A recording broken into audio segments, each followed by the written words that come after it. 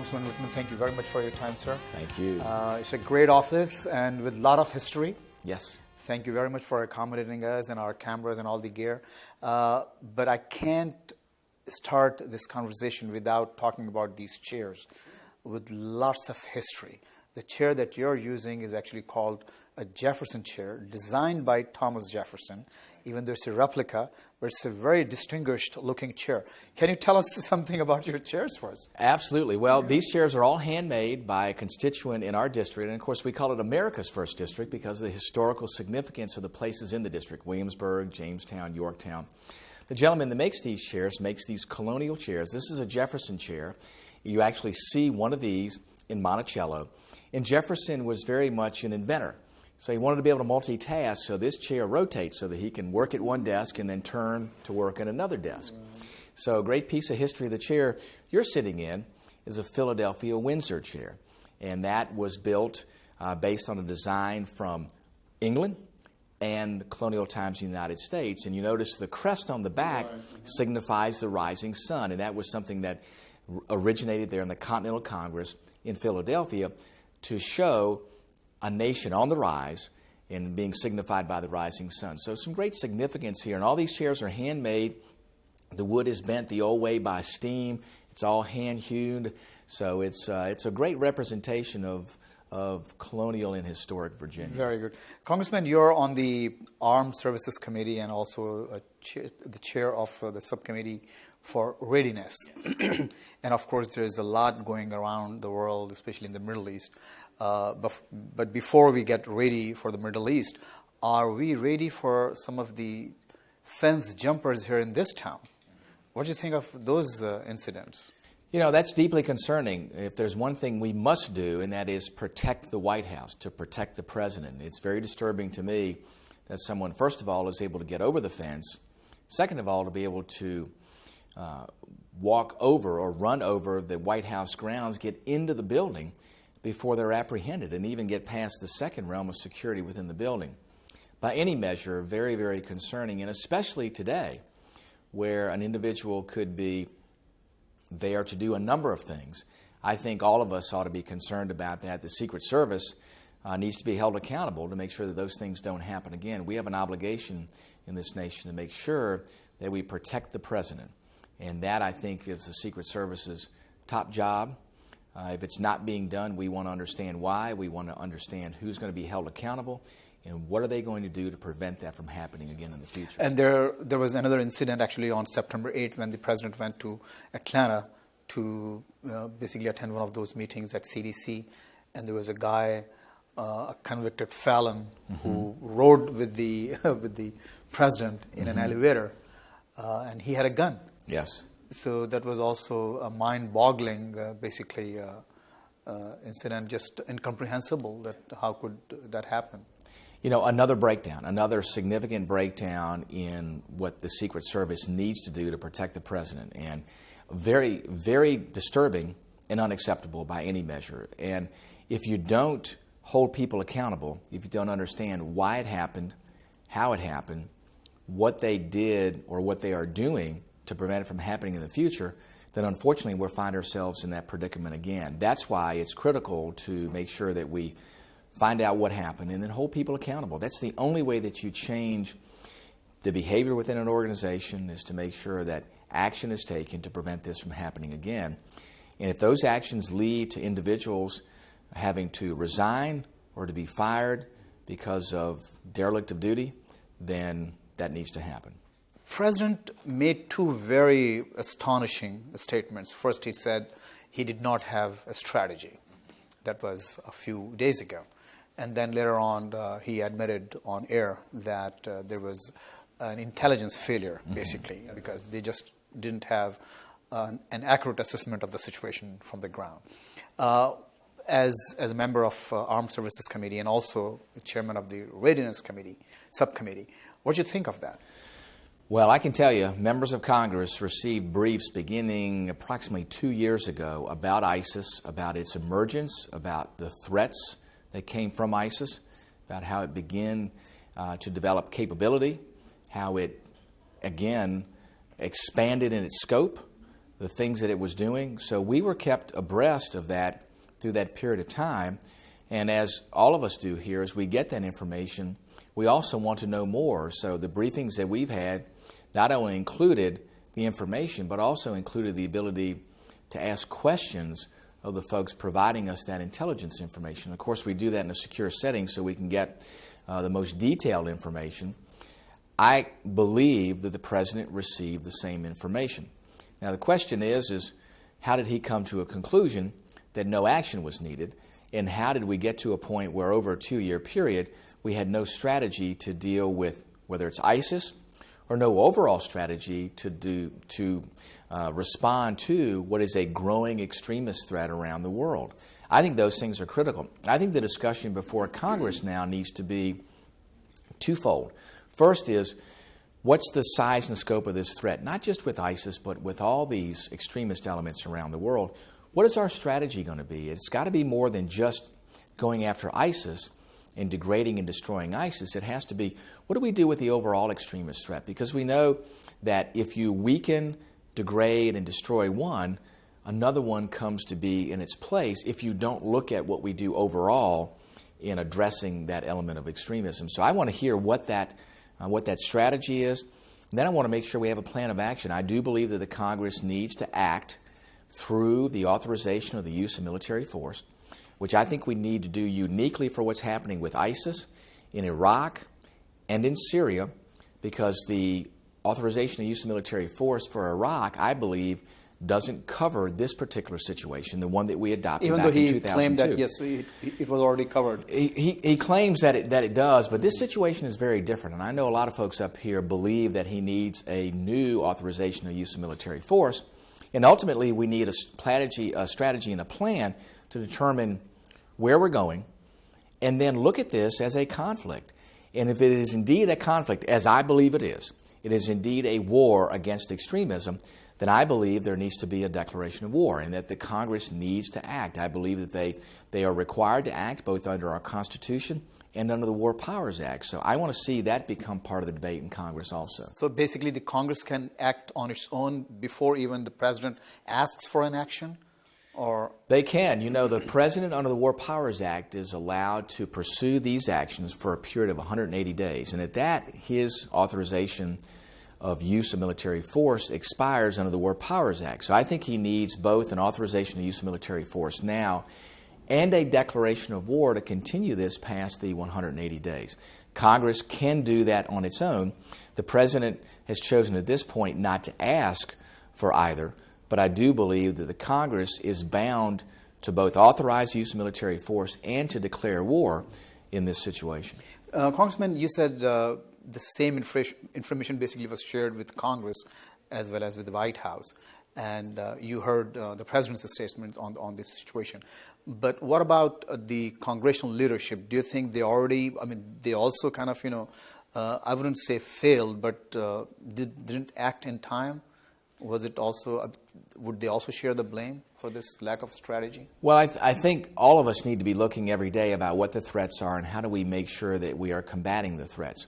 Now, Congress has a responsibility to make sure that the direction and policy we give to the military service branches in general is what they need to combat these threats.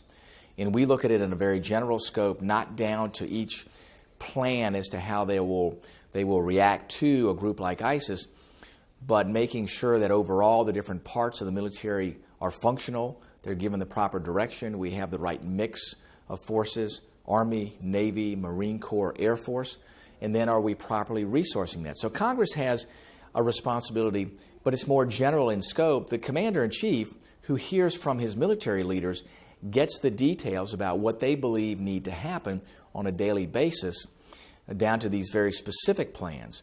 So Congress has a role to make sure that we are properly resourcing and properly directing the capabilities within the military. But the President has a responsibility to direct the day-to-day operations that his military leaders come to him to get permission to perform. Now over to Afghanistan. Finally, we got the BSA signed with the new Afghan government. Are you satisfied with the content of the BSA? Do you think, did you get a chance to go over some of the terms? Basically, there are Well, we've looked at the general BSA, and we looked at it when we were there visiting. It's been about eight months or so ago. We had conversation about what was in the BSA, what was negotiated, because it's been a lot of back and forth about what's in the bilateral security agreement. I believe conceptually it's the right thing to do. It protects our military, and that's the most important thing, is to make sure that as our military is there helping Afghan forces as they engage the enemy, to make sure that they are protected under the law, to make sure that they are operating under the military rules of engagement and military law versus civilian law, so that if there's a casualty there, it doesn't result in one of our military men or women being charged with a crime versus an action taken in war. So I think that's one of the important elements of it. I think that the necessary protections are there. I believe General Dunford had negotiated the details of this, as well as members from the ambassador's staff and the ambassador. So I believe it does have the necessary elements to make sure we protect the United States in our efforts there in Afghanistan.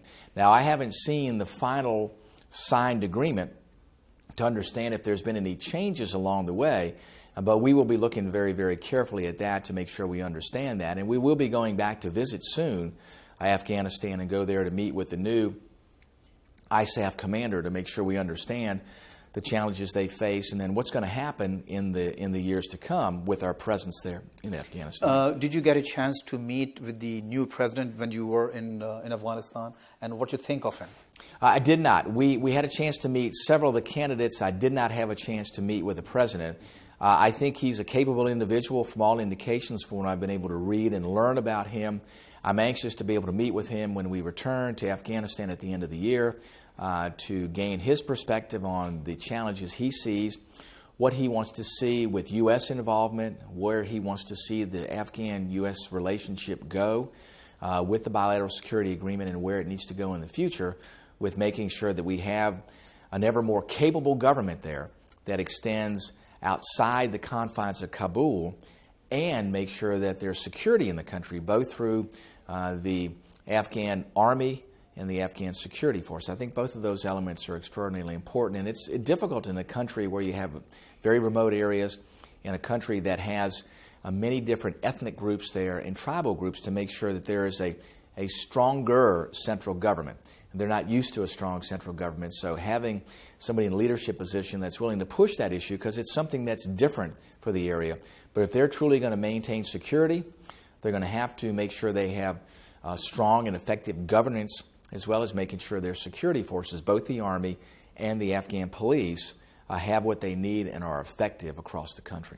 Congressman, the BSA does allow the United States to leave some troops in Afghanistan. Yes. But one question which is on everybody's mind in the region is whether the U.S. is going to repeat the same, I wouldn't say mistake, but policy when they left the region in the 90s altogether. Because looking at different flashpoints around the world, you see the Ukraine, you see the Middle East, and lots of other areas, but you see slightly diminishing focus, U.S. focus in Afghanistan and in Pakistan, in that region. Do you think that's how it's going to be this time around as well, that we'll just leave a few troops there and just forget that region, or we're going to be fully engaged? I think we have to be fully engaged. I think we've seen what happens when we leave an area prematurely, especially when we put a lot of effort into the region to gain security. We want to help the forces with the Afghan government maintain that security, to help enhance the security, to make sure that the forces there, both police and Army, have the ability to operate independently. The only way you do that, I think, is to be there in a support role and to make sure we understand it, because we're going to be watching this and helping as security continues with a lessened U.S. presence, but still with U.S. being there in a support role, and then watching how governance develops under the new president there. That, to me, is critical. And we've seen what's happened elsewhere in places like Iraq when we leave prematurely and where we don't have the ability to influence the government and the security forces if things start to move in the wrong direction. So hopefully we've learned our lesson from what's happened there in Iraq, and that we're very thoughtful and judicious about how we put our military presence into practice there in Afghanistan, and making sure, too, that we are part of helping the Afghan government continue to become more effective and making sure that their security forces have the capability necessary to combat the Taliban and other destabilizing forces in Afghanistan. Very good. You're very big on fiscal responsibility and government accountability. You have made statements, and you also voted against CR, right, continuing resolution. So why did you vote? I can understand your position, but were you for a shutdown, basically? If we didn't have a CR, we would have had a shutdown. No, I wasn't. I was for the Congress doing its job, and I've been very vocal for the past 4+ years about making sure Congress stays in town in August instead of going on a 5-week recess to get the appropriations bills done. We have had plenty of time leading up to this continuing resolution to get these appropriations bills done. That's our job. And for Congress to leave Washington without the job being done is unacceptable. We had 2 weeks left before the end of the budget year when the continuing resolution came up for a vote.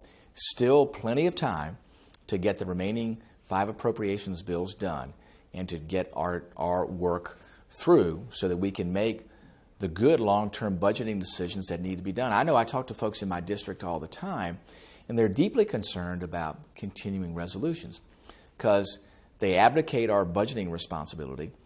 They only make short-term decisions. So you continue the problems of where do we go in the long term? How do we make sure we're putting the right directives in place for our agencies instead of saying, well, just mark time, just spend money like you used to. So it really doesn't get us to the point of making the tough decisions. To me, if we don't stop this cycle of continuing resolutions and get our work done on time, then we're not doing the nation any good, and we're not doing our job. So on December 11th, are we going to have a budget or again another CR?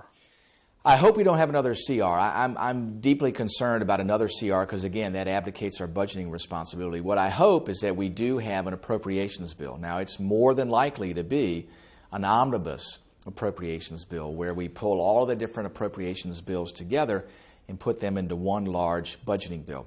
It still doesn't put us in the position of making those tough decisions, but it's much better than a CR. You've been in public service for a long time, but you also have a very diverse background.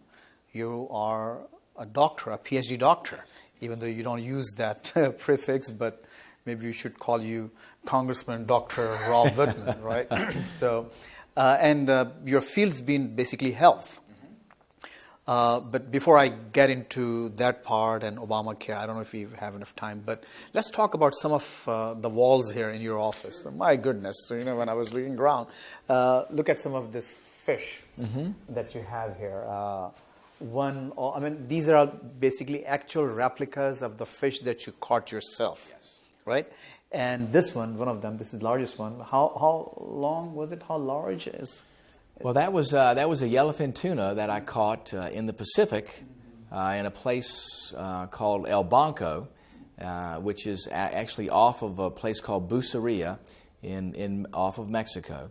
And I hooked that fish, and it took me about 2 hours and 45 minutes to bring the fish to the boat. So it was and great. And it was through a hook? It was through hook and line, yes. So I was on a fishing reel with hook and line. And you're also a hunter, like you just yes.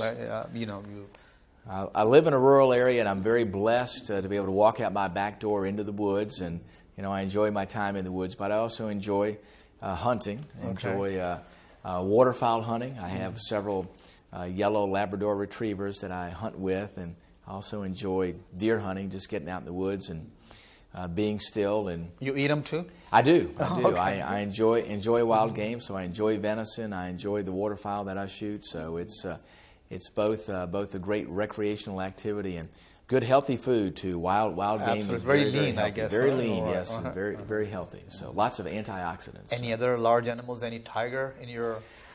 No, the only thing we have down in the Northern Neck are an occasional bear. In fact, behind my house, I have some cameras that take pictures of animals as they go by. And last year, for the first time, I took a picture of a bear that was behind my house. Of course, my wife wasn't too comfortable with the idea that there was a bear behind the house. But these bears are only passing through. They don't live in the area. They'll pass through as they're young.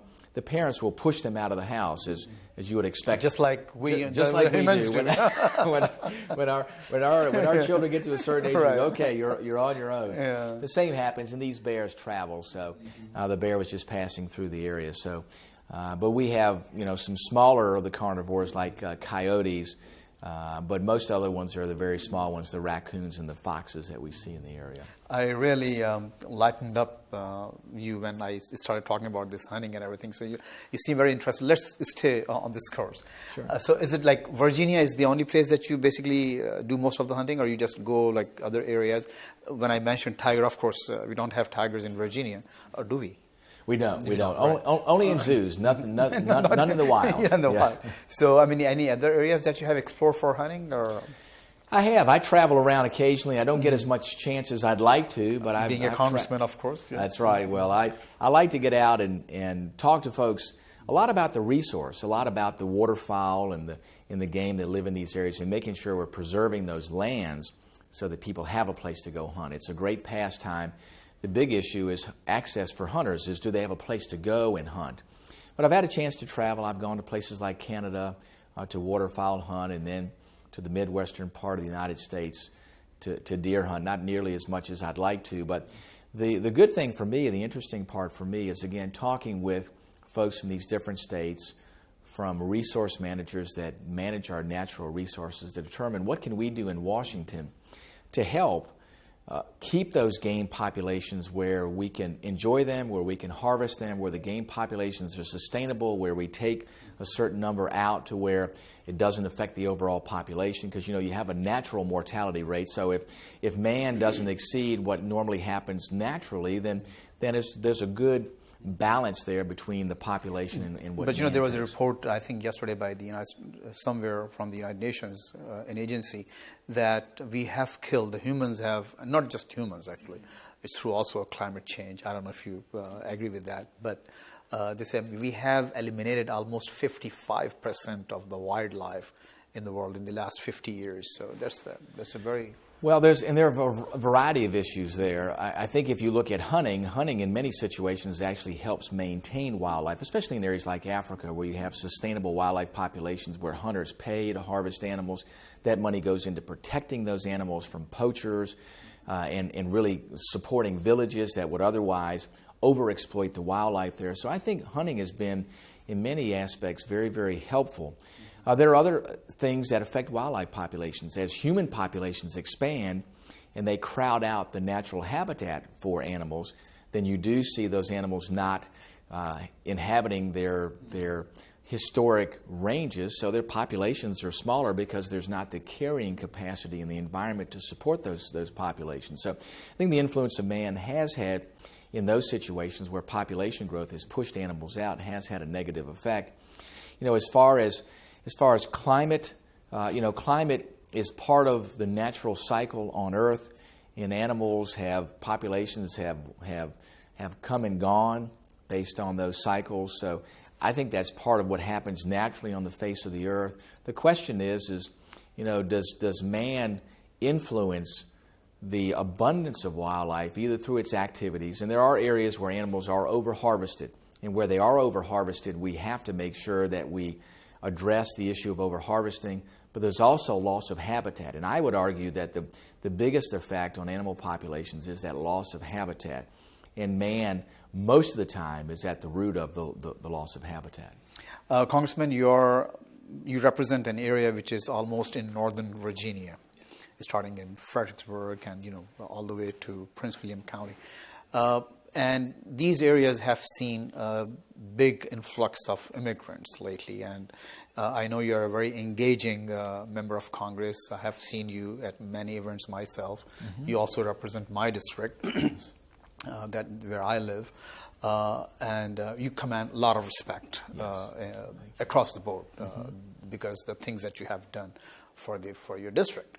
But one of the main issues for those newly arrived immigrants in your district is the immigration, and I have heard you speaking on this subject.